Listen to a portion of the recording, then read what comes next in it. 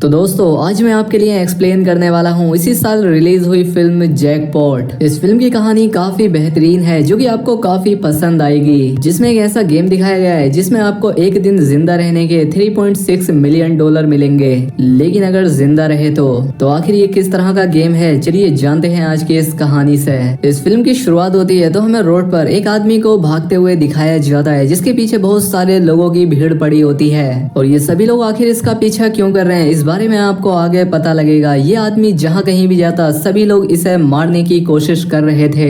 खैर अब जितने भी लोग इस पर हमला करने के लिए आते हैं ये उन सभी से फाइट करके एक घर के अंदर चला जाता है। इस घर के अंदर उसे एक बूढ़ी औरत मिलती है। ये उससे पूछता है कि क्या तुम मुझे जानती हो, जिस पर वो बूढ़ी औरत ना में जवाब देती है। ये उससे अपने लिए सर दर्द की दवाई लाने के लिए कहता है और जैसे ही वो बूढ़ी औरत अंदर जाकर वापस आती है तो वो एक खास तरह की गन से उस आदमी की जान ले लेती है और अपनी ग्रैंड डॉटर से कहती है कि हम अमीर हो गए। अब इसके बाद यहाँ पर पुलिस की एक टीम आती है जो कि इस घर के अंदर आते हैं। वो यहाँ अगर उस आदमी को चेक करते हैं तो ये पाते हैं कि उसकी जान जा चुकी है। इसके बाद यहाँ पर जॉनी ग्रैंड नाम का एक आदमी भी आता है। वो उस औरत से कहता है कि कांग्रेचुलेशन मैम, आपने ये लॉटरी जीत ली है और आप इस साल की विनर बनती हैं। खैर अब अगले सीन में हमें केटी नाम की एक लड़की को दिखाया जाता है और केटी एक एक्ट्रेस बनना चाहती थी। वो बस में बैठी होती है और यहाँ पर वो एक छोटी लड़की से बात कर रही थी। वो उसके साथ मस्ती कर रही थी, लेकिन उसके पास में ही बैठी एक बूढ़ी औरत उसकी घड़ी चुरा कर भाग जाती है और ये देखकर उसे काफी गुस्सा आता है। खैर अब वो सड़कों पर बहुत सारी भीड़ देखती है और ये देखकर वो बस ड्राइवर से पूछती है कि ये सब क्या हो रहा है, जिस पर वो कहता है कि ये सब लॉटरी डे की वजह से है। खैर अब इसके बाद केटी एक किराए के घर में रहने के लिए जाती है। यहाँ पर इसे सैडी नाम की एक लड़की मिलती है। ये दोनों आपस में काफी बातचीत करती हैं और कुछ ही देर में बहुत अच्छी दोस्त बन जाती हैं, क्योंकि सैडी का भी सपना एक एक्ट्रेस बनने का है। सुबह उठने पर केटी देखती है कि उसकी छत से लीकेज हो रही है, जिस वजह से उसके वो कपड़े खराब हो जाते हैं जो कि वो ऑडिशन में पहनने वाली थी।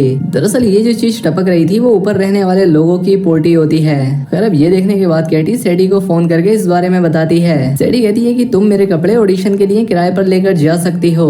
केटी को काफी अजीब से कपड़े मिलते हैं और वो उन्हें पहनकर ऑडिशन के लिए चली जाती है। यहाँ आने के बाद उसे पता लगता है कि ऑडिशन के लिए $400 और पे करने होंगे। केटी के पास वैसे तो पैसों की कमी होती है, लेकिन फिर भी अपने सपने के चलते वो $400 उसे दे देती है। खैर जब उसका ऑडिशन होता है तो उसका ऑडिशन पसंद नहीं आता और उसे बाहर भेज दिया जाता है, लेकिन यहाँ पर अनजाने से वो लॉटरी कार्ड में ज्वाइन हो जाती है और इस बार जो प्राइस रखा गया था वो अब तक का सबसे बड़ा प्राइस था, जो कि था $3.6 बिलियन। और ये टाइम होता है 2030 का। जैसे यहाँ पर और लड़कियां केटी को देखती हैं वो उस पर हमला करने लगती हैं, क्योंकि इन सभी के पास भी वो कार्ड होता है और ये सभी $3.6 बिलियन जीतना चाहती थी। केटी को समझ नहीं आता कि आखिर ये उसे मार क्यों रहे हैं, इसीलिए वो इनसे बचकर आगे भागने लगती है। लेकिन जब वो आगे जाती है तो उसे आगे बहुत सारे और भी लोग खड़े हुए दिखाई देते हैं जो कि उस पर हमला कर देते हैं। अब यहाँ पर केटी इन सभी से अपने आप को बचाती है और इन सबसे लड़ते हुए उसकी हालत भी काफी खराब हो जाती है। और तभी यहाँ पर एंट्री होती है इस मूवी के मेन कैरेक्टर जॉन सीना की, जिसका नाम इस फिल्म में नियोल है। वो यहाँ पर केटी को इन सभी लोगों से बचाने लगता है और साथ ही केटी से ये भी कहता है कि तुम्हें बचाने के लिए मैं तुम्हारी प्राइज मनी में से 10% लूंगा।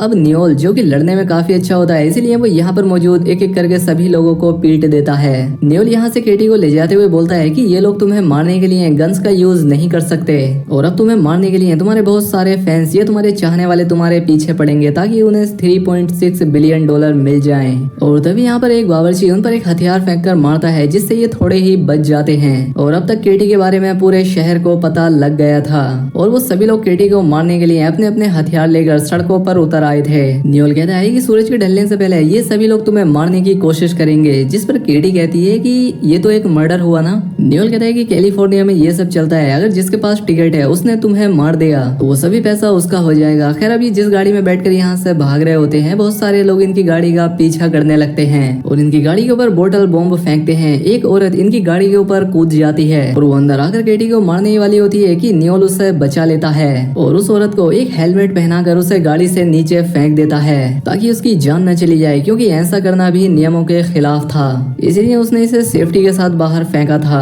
अब यहाँ पर केटी गाड़ी ड्राइव करने लगती है और यहाँ पर एक बाइकर फिर से बोतल बॉम्ब इनकी गाड़ी पर फेंकता है, लेकिन वो अपनी डिग्गी खोलकर उससे बच जाती है। अभी जैसे ही अपने आगे देखते हैं तो वहाँ पर एक दीवार होती है, इसलिए नियोल गाड़ी की स्पीड बढ़ाकर उस दीवार को तोड़ देता है। अब पीछे आ रहे बाइकर इनकी गाड़ी से टकराकर दूर जाकर गिरते हैं। अब इस हादसे की वजह से इनकी गाड़ी की हालत भी काफी खराब हो जाती है और ये दोनों उतरकर एक गली में जाकर बात करने लगते हैं। नियोल यहाँ पर केटी से कहता है कि वो तुम्हारी लोकेशन हर 15 मिनट में तुम्हारे फैंस के साथ शेयर करेंगे, लेकिन केटी को नियोल पर भी भरोसा नहीं होता, इसीलिए वो उसे पंच मारती है और कहती है कि मुझे ये गेम किसी भी तरह से छोड़ना है। अब इतने में ही यहाँ पर पुलिस भी आ जाती है।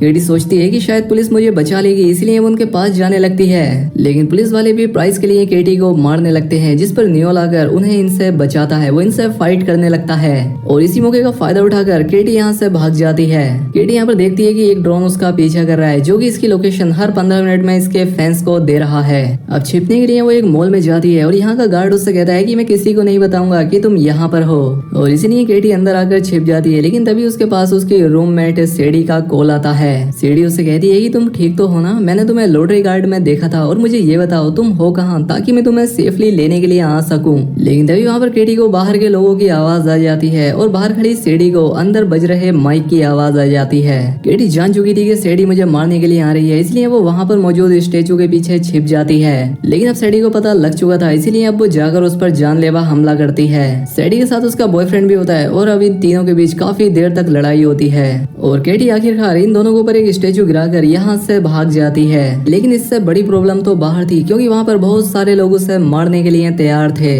लेकिन तभी यहाँ पर नियोल केटी को बचाने के लिए पुलिस की गाड़ी लेकर आ जाता है और नियोल उसे अपनी कार में बैठाकर एक रिच आदमी के घर पर ले आता है। ये दोनों यहाँ पर मिलकर उस आदमी को कन्विंस करने की कोशिश करते हैं और आखिरकार ये उसका पैनिक रूम खुलवाकर उसके अंदर चले जाते हैं और ये उस आदमी को बेहोश कर देते हैं ताकि वो फिर से रूम ना खोल सके। लेकिन अब बाहर के सभी लोगों को भी केटी की लोकेशन के बारे में पता चल चुका था और वो सभी लोग अपनी अपनी गाड़ियां लेकर यहाँ पर पहुंच जाते हैं। अब क्योंकि ये दोनों पैनिक रूम में होते हैं, इसीलिए वो लोग इनका कुछ नहीं बिगाड़ सकते थे। लेकिन सेडी अपना दिमाग लगाती है और वो यहाँ के ओनर को पूल में ले जाकर पटक देती है, जिससे कि उसे होश आ जाता है और उससे कोर्ट पहुंचकर उस दरवाजे को खोलने लगती है। लेकिन तभी नियोल एक प्रोटेक्टिव एजेंसी को कॉल करता है, जिससे यहाँ पर मौजूद सभी लोगों के फोन ब्लास्ट होने लगते हैं, जिस वजह से ये सारे लोग घायल हो जाते हैं और नियोल मौका देखकर केटी को यहाँ से बाहर ले जाता है। जैसे ये बाहर जाते हैं तो लॉटरी प्रोटेक्शन के लोग भी यहाँ आ जाते हैं। वो इन दोनों को अपनी गाड़ी में बैठाकर लुइस के पास ले जाते हैं। लुइस जो कि इस लॉटरी प्रोटेक्टिव एजेंसी को चलाता था, वो केटी से कहता है कि मैं ये देखकर वाकई में हैरान हूँ कि तुम अभी तक जिंदा कैसे रह गई।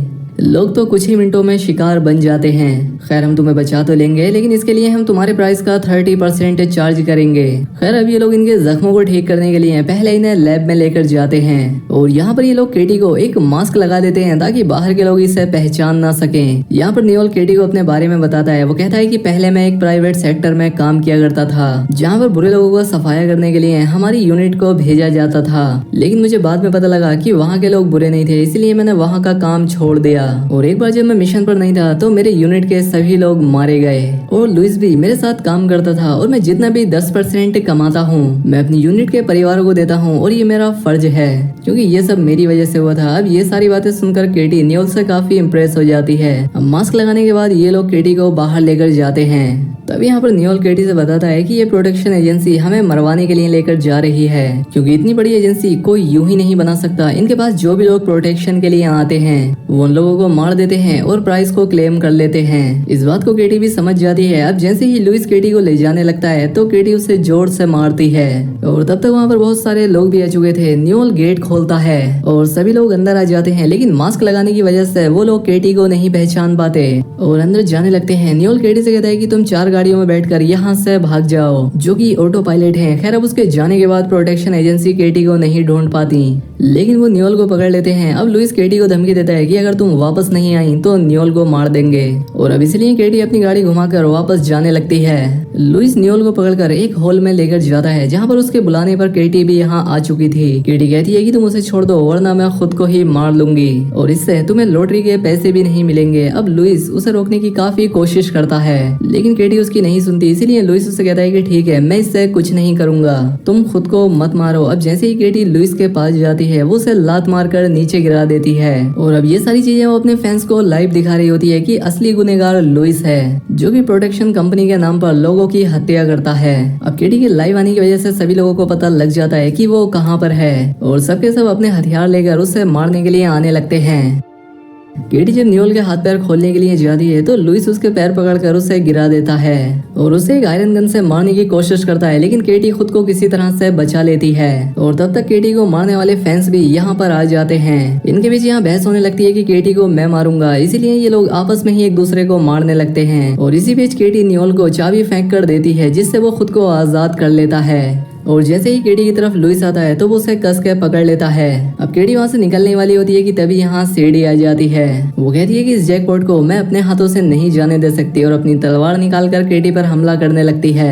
दूसरी तरफ लुइस और म्यूल आपस में लड़ने लगते हैं। केटी अपने सर से सीडी को मारकर बेहोश कर देती है। अब यहाँ पर केटी को मारने वाले फैंस की तादाद बढ़ती ही जा रही थी। न्यूल केटी से कहता है कि सिर्फ 4 मिनट बचे हैं और तुम बचने के लिए ऊपर जाओ। अब यहाँ पर लुइस की एजेंसी के लोग आने लगते हैं और न्यूल उन्हें मारने लगता है। और इस मौके का फायदा उठाकर लुइस केटी के पीछे लग जाता है। न्यूल भी उसके पीछे जाने की कोशिश करता है, लेकिन यहाँ पर बहुत सारे लोग होते हैं जो उसे नीचे पटक देते हैं। अब लॉटरी का टाइम खत्म होने में सिर्फ कुछ ही मिनट बाकी थे। अब लुइस ऊपर जाकर केटी को मारने लगता है और काफी धक्का मुक्की में केटी एक पाइप पर लटक जाती है। लुइस कहता है कि जब मैं न्यूल के साथ काम करता था तो मैंने पैसे कमाने के लिए अपनी ही यूनिट को मार डाला। ये बात सुनकर न्यूल को काफी गुस्सा आता है। अब लुइस की जेब में बहुत सारे स्टिक बॉम्ब रखे होते हैं और फाइट के दौरान केटी ने उनकी पिन निकाल ली थी, जिससे कि बहुत बड़ा ब्लास्ट होता है और लुइस मारा जाता है। और साथ ही लॉटरी टाइम भी खत्म हो गया था। अब जैसे ही केटी ऊपर से नीचे गिरती है तो यहाँ उसे मारने वाले फैंस ही उसे बचा लेते हैं, क्योंकि अब टाइम पूरा हो चुका था। केटी अपनी फिंगर उस कार्ड पर लगाती है, जिसके कुछ ही देर में जॉनी ग्रीन्स वहाँ पर प्राइज मनी लेकर पहुँच जाता है और प्राइज के साथ केटी को $3.6 बिलियन उसके नाम कर दिए जाते हैं। केटी न्यूल से कहती है कि उन परिवारों की मदद करने के लिए मैं तुम्हें इनमें से आधे दूंगी और इससे मुझे खुशी होगी। खैर अब इसके बाद हमें 6 महीने बाद का समय दिखाया जाता है, जहाँ पर केटी ने एक सिक्योरिटी एजेंसी खोल ली थी और अब ये बिलियनर हो चुके थे, तो ये अपनी लाइफ बहुत ही अच्छे से बिताते हैं। और इसी के साथ ये फिल्म, ये कहानी यहाँ खत्म हो जाती है। तो दोस्तों उम्मीद करता हूँ आपको ये वीडियो पसंद आई होगी। अगर वीडियो अच्छी लगी तो वीडियो को लाइक और कॉमेंट करके बताएं। साथ ही ऐसी ही और वीडियो के लिए चैनल को सब्सक्राइब भी कर ले। मिलते हैं हमारी अगली शानदार वीडियो में।